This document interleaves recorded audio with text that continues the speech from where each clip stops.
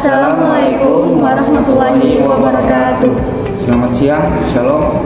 Yang terhormat Ibu Desi Rahmayanti SEMM selaku dosen pengampu mata kuliah pengantar ekonomi makro. Kami dari kelompok 9 akan memaparkan materi tentang pengangguran dan kemiskinan.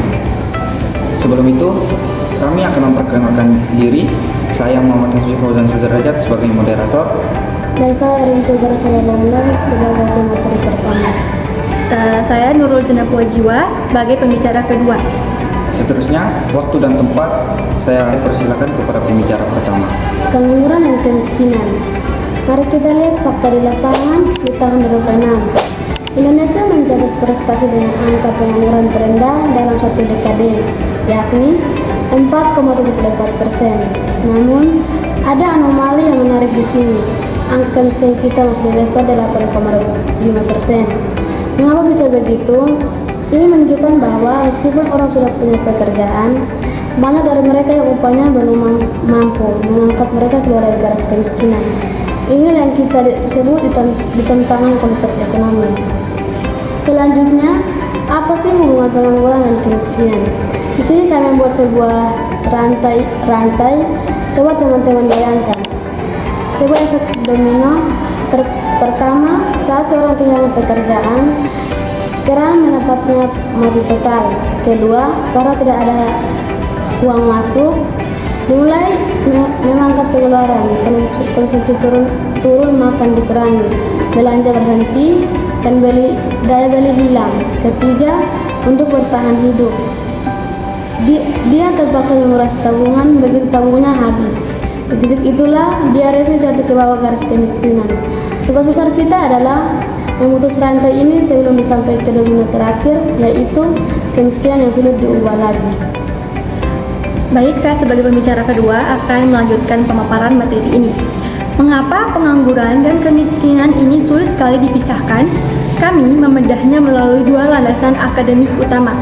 Pertama, dari jurnal Sinurat 2023, beliau menekankan pentingnya human capital atau modal manusia.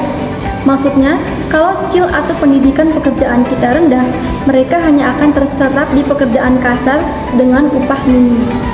Jadi, mereka tidak nganggur, tapi tetap miskin karena gajinya sangat kecil. Kedua, dari jurnal Amir Salim 2021, beliau menyoroti inflasi sebagai pajak tersembunyi. Maksudnya, meskipun seseorang bekerja dan gajinya naik sedikit, jika harga beras dan kebutuhan pokok naik lebih cepat, maka daya beli mereka hancur. Secara real, mereka tetap berada di bawah garis kemiskinan. Selanjutnya, isu ini juga bukan hanya soal uang, tapi soal kemanusiaan. Pengangguran dan kemiskinan menciptakan beban psikologis yang berat. Yang pertama, ketidakpastian ekonomi memicu stres kronis dan depresi. Selain mental, fisik pun terdampak. Stres yang berkepanjangan dapat menurunkan imunitas tubuh dan memicu penyakit fisik.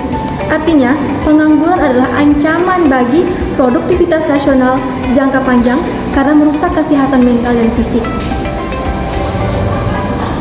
Selanjutnya, untuk menjawab masalah ini, pemerintah menjalankan dua strategi utama. Yang pertama, untuk pekerja formal (JKP), jaminan kehilangan pekerjaan yang memberikan uang tunai dan pelatihan ulang jika terjadi PHK.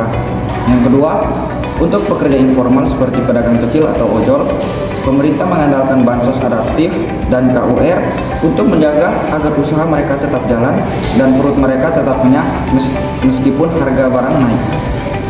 Sebagai penutup, kita harus ingat bahwa keberhasilan ekonomi bukan hanya diukur dari seberapa banyak orang yang bekerja, tapi seberapa layak kehidupan mereka setelah bekerja.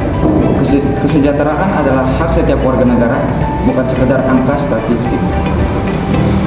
Sekian presentasi dari kami. Semoga bisa dimengerti oleh teman-teman. Wassalamualaikum warahmatullahi wabarakatuh.